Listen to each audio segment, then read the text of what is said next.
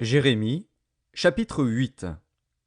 En ce temps-là, dit l'Éternel, on tirera de leurs sépulcres les os des rois de Juda, les os de ses chefs, les os des sacrificateurs, les os des prophètes, et les os des habitants de Jérusalem.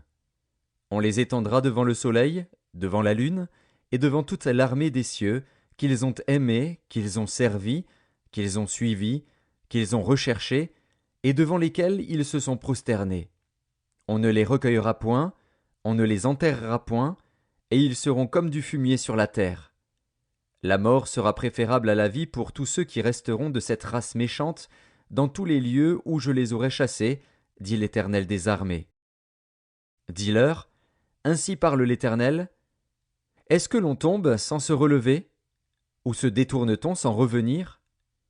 Pourquoi donc ce peuple de Jérusalem s'abandonne-t-il à de perpétuels égarements? Il persiste dans la tromperie. Il refuse de se convertir. Je suis attentif, et j'écoute. Il ne parle pas comme il devrait. Aucun ne se repent de sa méchanceté, et ne dit « Qu'ai-je fait ?» Tous reprennent leur course, comme un cheval qui s'élance au combat. Même la cigogne connaît dans les cieux sa saison. La tourterelle, l'hirondelle et la grue observent le temps de leur arrivée. Mais mon peuple ne connaît pas la loi de l'Éternel. Comment pouvez-vous dire « Nous sommes sages, la loi de l'Éternel est avec nous » C'est bien en vain que s'est mise à l'œuvre la plume mensongère des scribes. Les sages sont confondus, ils sont consternés, ils sont pris. Voici, ils ont méprisé la parole de l'Éternel, et quelle sagesse ont-ils? C'est pourquoi je donnerai leurs femmes à d'autres, et leurs champs à ceux qui les déposséderont. Car depuis le plus petit jusqu'au plus grand, tous sont avides de gain. Depuis le prophète jusqu'au sacrificateur, tous usent de tromperie.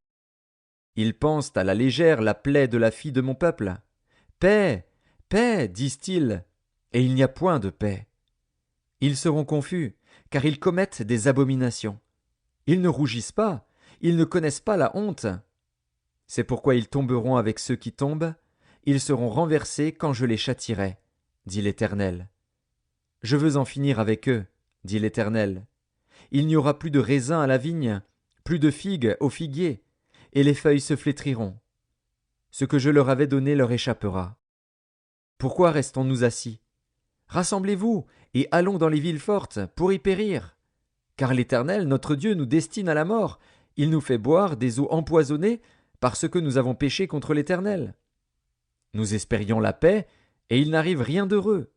Un temps de guérison, et voici la terreur. Le hennissement de ses chevaux se fait entendre du côté de Dan, et au bruit de leur hennissement toute la terre tremble. Ils viennent, ils dévorent le pays et ceux qui le renferment, la ville et ceux qui l'habitent. Car j'envoie parmi vous des serpents, des basiliques, contre lesquels il n'y a point d'enchantement. Ils vous mordront, dit l'Éternel. Je voudrais soulager ma douleur. Mon cœur souffre au-dedans de moi.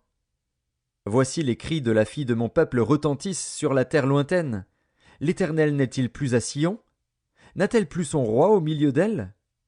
Pourquoi m'ont-ils irrité par leurs images taillées, par des idoles étrangères? La moisson est passée, l'été est fini, et nous ne sommes pas sauvés.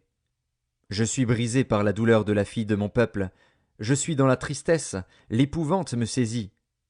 N'y a-t-il point de baume en Galaad? N'y a-t-il point de médecin? Pourquoi donc la guérison de la fille de mon peuple ne s'opère-t-elle pas?